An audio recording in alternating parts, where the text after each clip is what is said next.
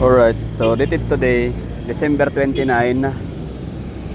2025, no? So alam naman natin, dito sa Davao City, kapag sa ganitong mga petsa, mga araw, mostly mga tao dito ay nagsisiuwian, or yung mga taong makikita natin dito ay yung mga taga rito na lang, no? Yung walang pupuntahan ng mga probinsya, walang pupuntahan ng mga kanilang mga rehiyon.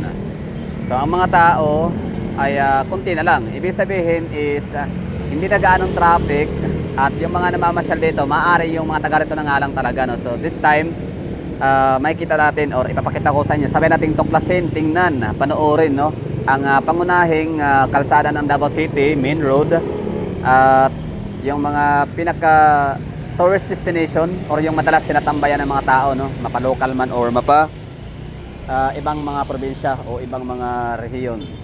So, tingnan natin ang mamaya, daanan natin yung Rojas Night Market at saka yung City Hall of Davao, yung ating Rizal Park in the City Hall or San Pedro Square.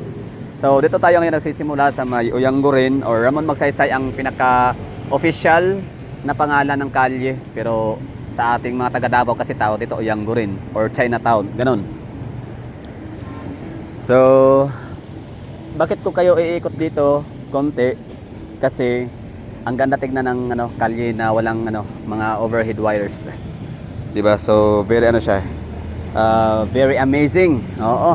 Akala kasi natin dati lang ibang bansa lang, mga first world country lang yung pwedeng ganito sa kailang mga kalsada, yung wala ka makikita mga overhead wires. So pwede rin palang gawin sa Pilipinas kahit pa sabihin natin na third world country tayo. Oo. Baganda kaya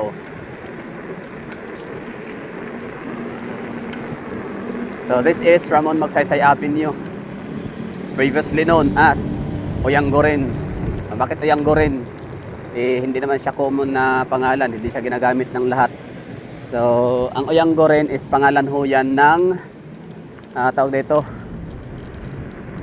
I don't know kung first or second governor from Spain. So ayan, Espanyol yan ha, mananakop. So kaya siya Uyanggurin. So trivia lang tayo doon na portion. Trivia. And ang dediretsuhin natin ay ang Jollibee. Yes, Jollibee sa may Acacia. Diba ang ganda tignan, no? Linis, maaliwalas, walang kalat na makikita. Tapos wala ka rin makikita mga overhead wires or mga gawad ng kuryente.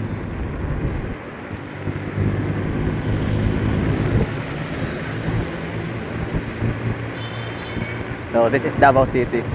Itong kalye na to dito, isa lang to sa apat na main road namin na walang gawad ng kuryente. Apat na ba?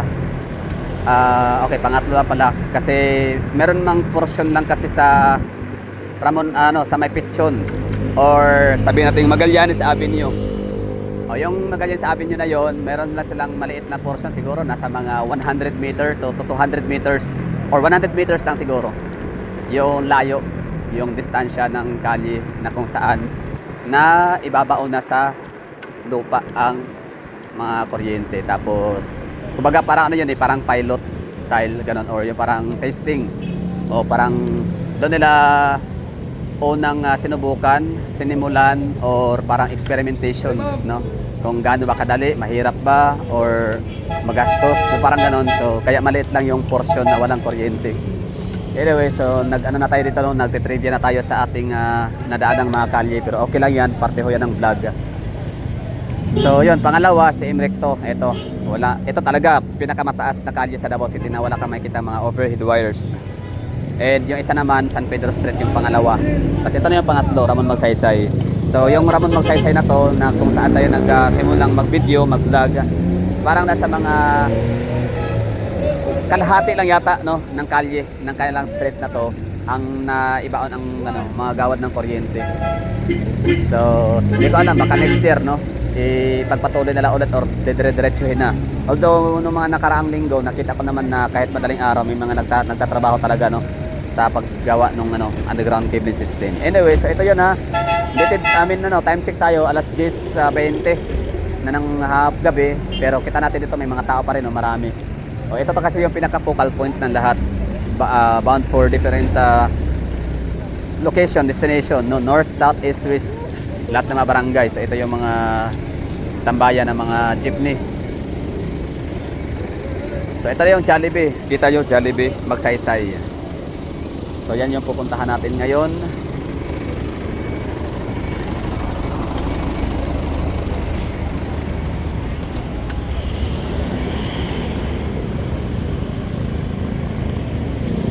Okay. Ganda dito ng kalsada. Alam nyo ba na itong aspalto na to dito na kalsada, napaka-smooth. Oo, di ba? Oh, sarap daanan, galing. Ito ay GP Laurel na, no? Dito na nagsisimula. Ang dami mga nagva-vlog din dito ng mga skaters. Talagang napaka-smooth, suave ng kanilang mga video vlog. Hindi shaky kasi nga dahil nga sa napaka-kinis ng kalsada. Diba, daming tao dito, no? So saan sila galing? At nagbabaan sila dito? Galing Panakan. Oo, mag-aalas 11 na. So saan sila galing? Gaisano Mall, pwede, no? Yung mga bumababa, saan sila galing, no? Gaisano Mall ba? Pwede. Sige lang, ha? Ano lang, tutok natin yung camera sa mga bagong baba. Na hindi nga natin alam kung saan sila galing. Baka SM, pwede rin ng SM Lanang. Okay, di ako alam kung naging okay yung natin, camera settings, kasi nga hindi ganun ka-tight yung natin ginamit na cellphone holder. Oh, ito Jollibee, no? Merry Christmas. Grabe. Lakas talaga maka-Pilipino nitong Jollibee. And of course, ang may-ari nito born and raised sa Davao City. Tapos nag-high school siya sa Manila. Ateneo yata, basta somewhere in Manila. Tapos niyang mag-high school sa Manila, doon na rin siya nag-aaral ng college hanggang sa nagsimula siya sa kanyang business. Si Tony Tan Kakchong. So, ibig sabihin, Filipino talaga siya. By heart. I don't know kung by heart ba, pero possible by heart kasi kung hindi naman talaga siya Filipino by heart, hindi naman siya mag-effort, no? Ng ganyan, pakikisama sa ating kultura. Yan talaga yung napapayaman kay Tony Tan Kakchong, yung kanyang Jollibee na mayroon talagang kulturang Pilipino. Kaya pag sinabing Pilipino, agad-agad maiisip natin Jollibee. Oo nga pala. Sige. Ito yung Apunsiano. So dapat kasi muna tayo, Rojas Night Market bago tayo tutungo sa City Hall of Davao. Pero andito na rin naman na tayo. Ito ay Apunsiano. Binabaybay natin. Apunsiano Banggoy. So, diretsahin na lang natin to hanggang sa may saan ba? JP Rizal. Ayun, no? Ang sisipag ng mga taga-Senro talaga natin. Maraming salamat sa inyo, Senro Office, ha? Ang galing nyo. Kudos. Isa kayo talaga sa pinakamalaking dahilan bakit ang Davao City ay napakalinis, kaaya-ayang tignan. Dami ng parangal natin, no? Tayo to yung laging hinihirang yearly, taon-taon na pinakamalinis na syudad sa buong Pilipinas for so many reasons, no? Basura, check. Overhead wires, no? Mga cable ng kuryente, check. Linis ng hangin, no? Air quality index, check. Isa rin yan. Maliban ang air quality index, dalawa ang kanyang nagiging resultang maganda. Kumbaga dahil sa pasok sa standard na pasok sa standard na breathable air ang Davao City dahil nga sa air quality index natin, no? So dalawa ang kanyang ibinigay. So una, cleanest city ang Davao City dahil nga sa air index quality, no? So pasok sa standard. Tapos livable city rin ang Davao City dahil nga sa air quality index din, pasok din sa standard. So ibig sabihin, hindi livable ang isang syudad kahit gaano pa ito kaganda kung polluted din naman. For example, no, Kamaynilaan and some part at ibang mga cities and municipalities sa Cavite region, Cavite province.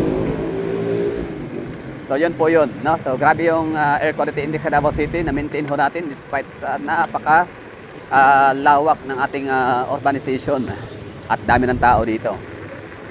Dahil nga yan sa ang mga Duterte family, sa mga di nakakaalam, ay sila, makakalikasan. Kita nyo naman kapag nasa aeroplano kayo, kita nyo naman sa aking mga video, mga vlog, talagang percent ang mga green spaces and greeneries, mga gano'n, no? Talagang hindi natin makita ang Davao City na parang desierto. So very clean and green. So dito na tayo sa Jeep Rizal.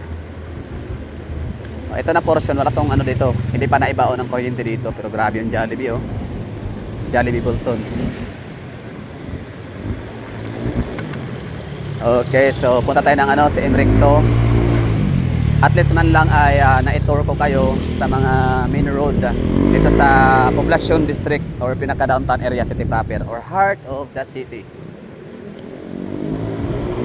So yung mga dinaanan natin, yun na yung ano, heart of the city. Ramon Magsaysay Avenue, Acacia, Ponciano Bangoy, JP Rizal, eto si Emrecto. Di ba ganda tignan, oh. Ganda tignan ng kalsada ng kalye na walang makikita ang mga overhead wires. Very good mga Duterte. Congratulations of course mga Davaoenyo. And syempre congrats din sa mga Pilipinong hindi taga Davao na bumibisita sa aming syudad at naka-experience sila. No need to go to abroad or no need to go abroad para lang makakita ng mga gatong kagandang kalye. No need to go abroad para lang makita ng ganito ka high-end, no? Modern class or yan nga, modern style.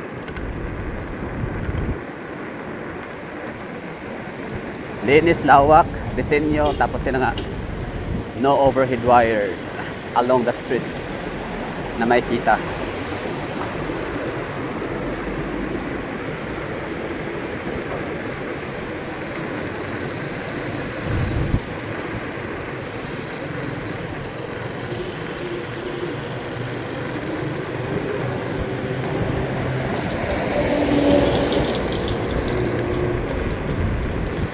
Okay, malapit na tayo sa Rojas Night Market. Hindi na tayo pwede papasok kasi nga ano lang, daan lang tayo sa kalye. Tapos ispatan na natin yung pinakagilid nila. Or sa gilid natin dadaan tapos ano lang, i-focus na natin yung ano, yung camera sa mismong loob ng Rojas Night Market. Pero siyempre ikutin muna natin itong Freedom Park.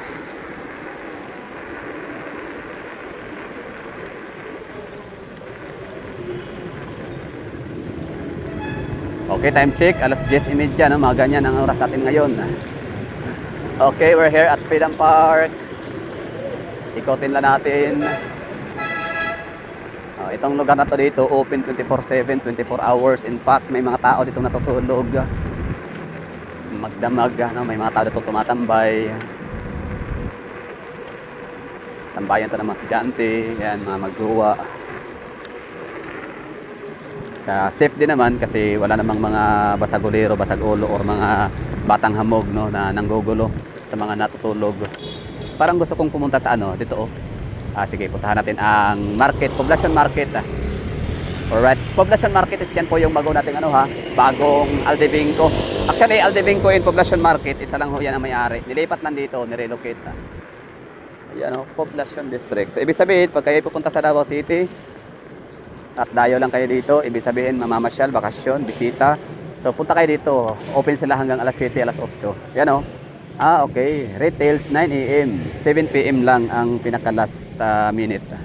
Ibig sabihin dapat alas 5. Dito na kayo alas 6 para makapamili at makahanap pa kayo ng inyong mga great finds na pwedeng pampasalubong sa inyong mga kakilala, barkada, pamilya, kamag-anakan. Poblacion Market Central. Alright. So ngayon, let's go to ulit, Freedom Park and Rojas Night Market.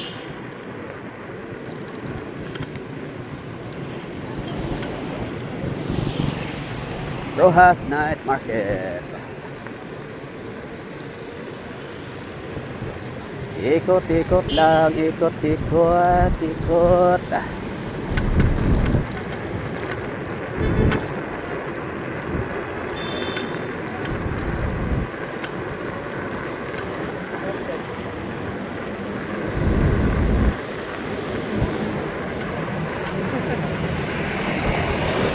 And we are approaching Rojas Night Market pero hindi tayo papasok dyan kasi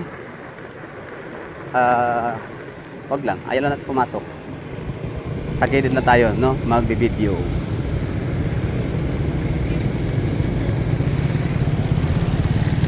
Alright, no? Ateneo de Davao University.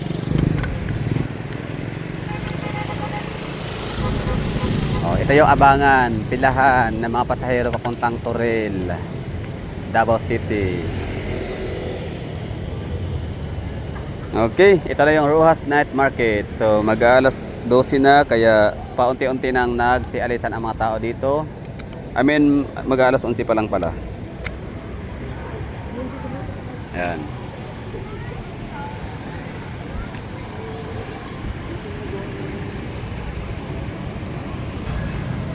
So since hindi tayo papasok sa loob, dito lang tayo sa gilid. As usual, ganyan lang. Rojas Night Market. Kaya yan, napakasikat kasi nga ang sasarap na mga pagkain, mura pa. I-compare mo sa ibang mga malalaking syudad sa Pilipinas na meron ding mga night market. So ito na yata ang may pinakamasarap, pinakamurang pagkain at ganda ng ambience, malinis, hindi amoy burak, hindi amoy putik, hindi amoy daga, hindi amoy patay, no? So yung lugar talaga legit na malinis. And yung mga nagtitinda dyan sa Rojas Night Market ay hindi basta-basta makapagtinda kung hindi mag-undergo ng mga sanitation inspection. At yung sanitation inspection dito sa Davao City ay talagang mahigpit talaga na sinusuri. Hindi yung basta lang sige, okay na, nakapagbayad ka ng 100, 200, 1,000. Sige na, kahit pa may tuberculosis, kahit pa may mga ka dyan, pwede ka na magtinda. So dito sa Davao hindi ganon. Kaya sure ka dito, secure, no? Secure tayo dito sa ating kalusugan.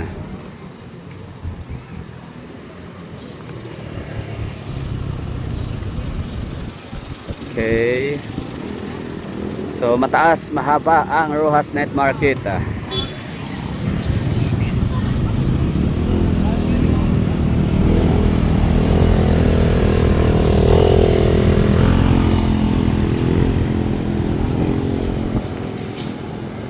Wow, ganda no? Night market na. Linear park pa. Galing. Ganda tignan no? Mas maganda pa nga to sa sa yung Venus Grand Canal sa Taguig, sa BGC, sa McKinley. Kasi ito siya, kanal talaga siyang tunay, hindi siya man-made. 'Di ba? So ano na sila no? Ready to set go na. Ready set go na yung mga natitinda dito. Mga nagdi-display. Although magi-11 pa lang. Pero ganun talaga kasi 11:30 pagkakaalam ko dapat demolish na lahat. Tanggal na lahat.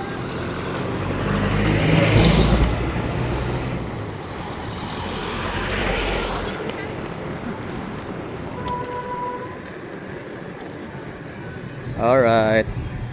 Taxi. Say mong paabot ra kol. Barat. U-turn gid na siya diri kabaw nga piot kayo. U-turn gid lagi, grabe. Believe ko kaning mga taxi actually. Pinaka-talented dito sa Davao City, it's taxi. Nung araw balikan natin na jeep talaga yung king of the road namin dito. Not until na nagiging taxi na. Ano ba nangyari sa mga jeep? Bakit hindi sila nagiging king of the road? Kasi ano sila? Ayun, hindi sila nagiging, hindi na king of the road ang jeep kasi maraming nahuhulog sa bangin, sa mga creek. Ngayon taxi na. Ayan lang, ikot lang tayo dito.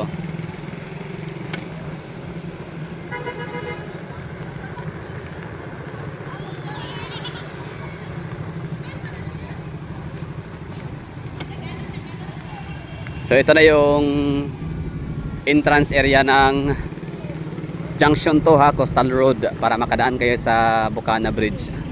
Yan, dyan na area. Single lane lang muna. Hayaan na lang next year. Baka matatapos din naman yan. Based sa pronouncement ni Mayor Baste na tatapusin yan or i-open siya sometimes in March. Pero yun lang daan lang tayo dito. At okay na tayo, no? So nakita na natin yung Rojas Night Market. So far so good. So sana nagustuhan nyo yung pagiging natin dito, gala sa lugar. So sana nagustuhan nyo ang ating small tour, quick tour sa ating mga main roads. Ilan sa mga main roads sa heart of the city.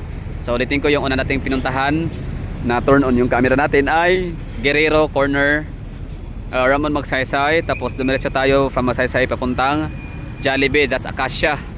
O yung Acacia, maliit lang naman ano yun ni Kalye. Tinawag lang siya Acacia kasi may Acacia na puno nung araw, lilim, at yun ay tambayan ng mga jeep, buses. Oo, siyempre pag may lilim, doon talaga yan paparada ang mga jeep natin kasi nga malilim, malamig ang lugar. What else? Jollibee, no? Tapos Ponciano Bangoy. Tapos Ponciano Bangoy nung nag-ikot tayo sa may Jollibee, that's GP Rizal. Tapos same recto. Tapos Freedom Park, inikutan natin. Tapos ito na, Rojas Night Market. Pag-araw naman ay Rojas Avenue. Thank you for watching and ingat. Merry Christmas. Sana nagustuhan nyo yung quick tour natin.